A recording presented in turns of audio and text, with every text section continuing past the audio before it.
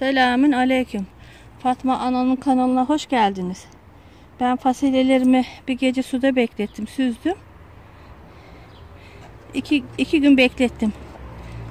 Patlattım. Bak çimlenmişler. Mısırı da fasulyeleri de.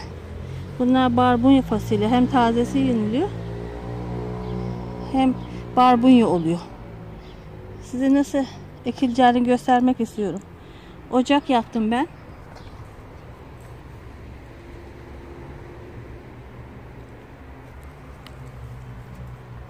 Bunları fasulyeleri koyuyorum. Bunlar bir de enli kınılı var. Enli fasulye, yağlı fasulye.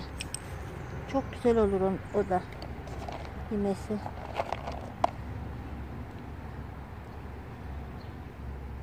Sırık fasulye bu. 2-3 tane de mısır attım içine. Çomak fasulyesini görsün diye. Bunların kezeklerini, her şeyin kezeğini alırsınız üstünüzden. Çabuk patlar. Çukuru açtım. Çukura ekeceğim.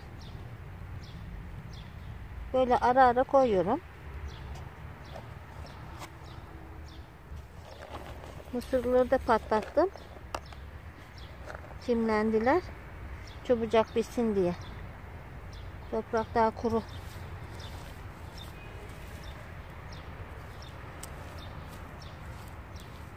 Şu kezekleri çukurdan alıyorum. Böyle ince toprak bırakıyorum. Hemen patlaması için. Çukuru açın. Bol bol fasulye, mısırlardan yiyin.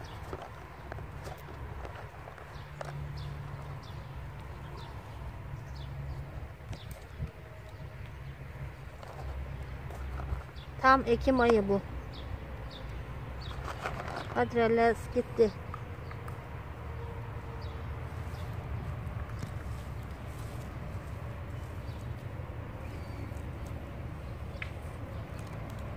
Şu kezekleri çukurdan alıyorum.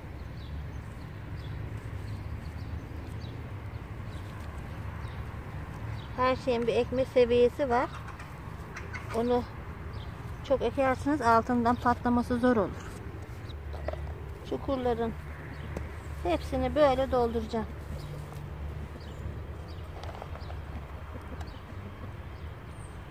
Çukurları biraz derin açın. Mısırlar, fasulyeler devrilmesin. Çukurlar ne kadar derin olursa o kadar güzel olur. Fasulyeniz, mısırınız. Rüzgarlarda çünkü devriliyor mısırlar, fasulyeler yatıyor.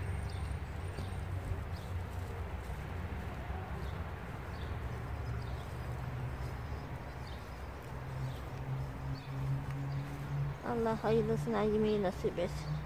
Bol bol Rabbim besin. Bütün Müslümanlara nasip olsun.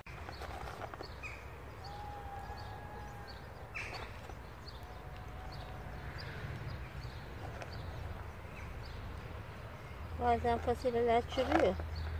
Biraz fazla atıyorum tohumlarını.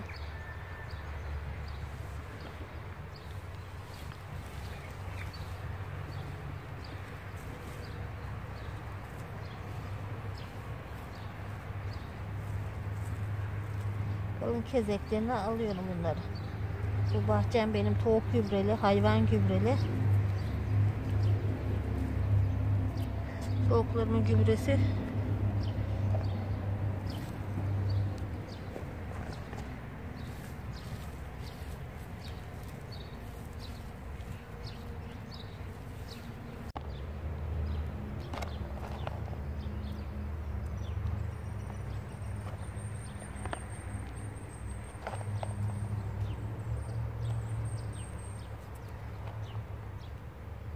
Kimisi de çürümüş.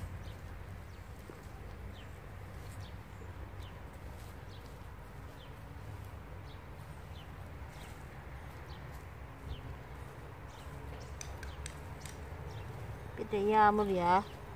Allah'ın izniyle biter bunlar pıtır pıtır.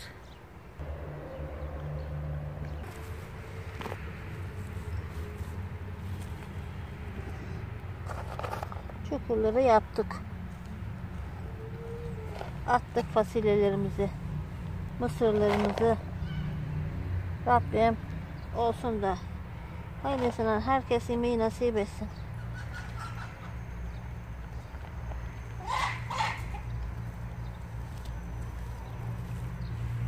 Beni izlemeye devam edin. Abone olmayı unutmayın. Allah'a emanet olun. Hoşça kalın. Allah'a ısmarladık.